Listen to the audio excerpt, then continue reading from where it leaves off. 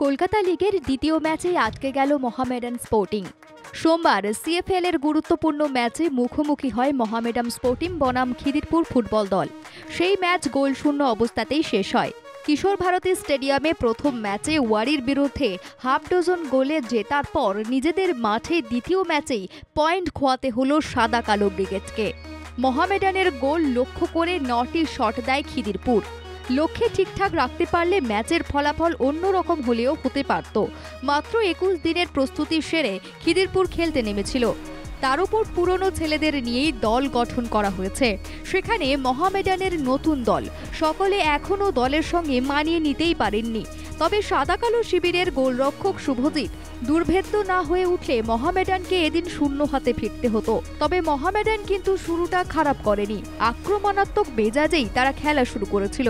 তবে প্রথম ম্যাচে ওয়ারির বিরুদ্ধে যেরকম দাপটের সঙ্গে খেলতে দেখা গিয়েছে মোহামেডানকে, তার ধারে কাছে এদিন পৌঁছতে পারেনি তারা। প্রথমার্ধে এদিন মোহামেডান এমন একটিও সুযোগ তৈরি করতে পারেনি যা থেকে গোল হতে পারে।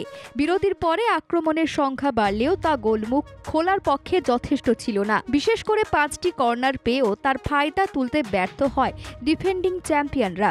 এই ম্যাচেই রেফারিং নিয়ে উঠে গেল একাধিক প্রশ্ন। আর এরপরেই রেফারিংয়ের মান নিয়ে প্রশ্ন তুললেন খিদিরপুর স্পোর্টিং ক্লাবের কোচ সায়ন্তন দাস রায়। ব্যুরো রিপোর্ট, বাংলা জাগো।